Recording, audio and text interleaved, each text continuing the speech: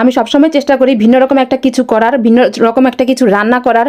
আর আমার এই রেসিপিটাও আজকে একবারেই ভিন্ন রকম। আপনাদের কাছে জানি না কেমন লেগেছে এই রেসিপিটা।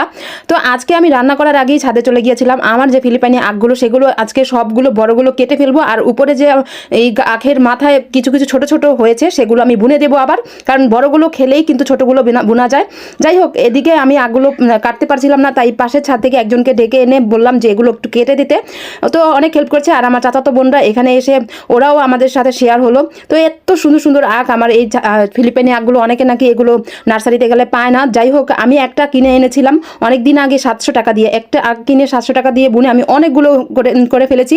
তো যাই হোক, এদিকে আমি রান্না করার জন্য প্রথমেই আমি এই তো আমার ডিমগুলো এখানে কেটে নিয়েছি, ভালো করে দুভাগ করে নিয়েছি। তারপর আমি টমেটো কেটে নিচ্ছি, পেঁয়াজটা কেটে নিয়েছিলাম আগেই, আর কাঁচামরিচ আমি একটু দুফালি করে নিয়েছি। আজকের এই রেসিপিটা কিন্তু একেবারেই ভিন্ন রকম। আমি চেষ্টা করি একদম ভিন্ন রকম কিছু করার। সবসময় তো আমরা আস্ত ডিম রান্না দেখি, আজকে একটু আমরা ভিন্ন রকম কিছু দেখব। তার আগে আপনাদেরকে একটি ছোট অনুরোধ, আমার চ্যানেলটিতে একটি সাবস্ক্রাইব করে দিবেন, আর আমার পেজটিতে একটি ফলো দিয়ে আসবেন, আর অবশ্যই কমেন্ট করে জানাবেন কেমন হয়েছে আজকের রেসিপিটি। তো এইদিকে এই তো সব কিছু রেডি করে বসে আছি, রান্না করব, চুলা ধরাবো। তো চুলাটা ভালো করে ধরিয়ে নিচ্ছি, ভালো করে ধরিয়ে তারপর আমি কড়াইটা বসাবো, কারণ ভালো করে না ধরালে পরে আবার চুলাটা নিভে যাওয়ার সম্ভাবনা থাকে। মাঝখান দিয়ে কিন্তু একবার নিভে গিয়েছিল, তারপর আমি একটু কেরোসিন তেল দিয়ে তারপর আবার চুলাটা ধরিয়েছি। আমার চুলাটা যখন লেপা থাকে তখন কি যে সুন্দর লাগে। আপনাদের কাছে কেমন লাগে আমার এই ছোট রান্নাঘরটি অবশ্যই কমেন্ট করে জানাবেন। আমি চাইলে কিন্তু গ্যাসের চুলা রান্না করতে পারি, তারপর আমি এখানে রান্না করি, একটু কষ্ট করি। যাই হোক, এই তো আমি এখন পেঁয়াজগুলো তেলে দিয়ে ভালো করে একটু আমি হালকা বাদামি কালার করেই আমি হলুদ মরিচের গুঁড়া, ধনে গুঁড়া, তারপর আদা রসুন বাটা দিয়ে তারপর ভালো করে কষিয়ে নিব। একটু লবণ দিয়েছি, তারপর ভালো করে যত ভালো করে আসলে কষানো যায় একটা জিনিস ততই কিন্তু ভালো লাগে, ততই মজা লাগে। আমি এই জিনিসটা অনেকবার প্রমাণ পেয়েছি। আর হ্যাঁ, আমি একটু কিন্তু তেল দিয়ে নিয়েছি এর আগেই, যাতে পানি দিয়ে নিয়েছি যাতে এর আগে একটু ভালো করে সব কিছু পুড়ে না যায়, ভালো করে সব কিছু হয়। তারপর আমি একটু টমেটো দিয়েছি, 2টো টমেটো নিয়েছি। এখানে টমেটো দিয়ে ভালো করে নেড়ে চেড়ে একদম আমি ভর্তা বানিয়ে ফেলবো সব কিছু। যাই হোক, এখানে অনেকে আছে যে পেঁয়াজটা বেটে নেয়, আমি পেঁয়াজ বেটে নিইনি, এমনিতেই হয়ে গেছে। তারপর আমি কড়াইটা নামিয়ে আমি এখানে ডিমগুলো ভেজে নিচ্ছি, কারণ আমি প্রথমে ডিমটা ভেজে নিতে ভুলে গিয়েছিলাম, তাই আমি ডিমটা পরে ভেজেছি। সমস্যা নাই এতে কোনো, আপনারা চাইলে আগেও ভেজে নিতে পারেন। অনেক সুন্দর একটা কালার হয়েছে ডিম ভাজাগুলো দেখে আমার কিন্তু খেতে মন চাইছিল। যাই হোক, সত্যি কথা বলে দিলাম।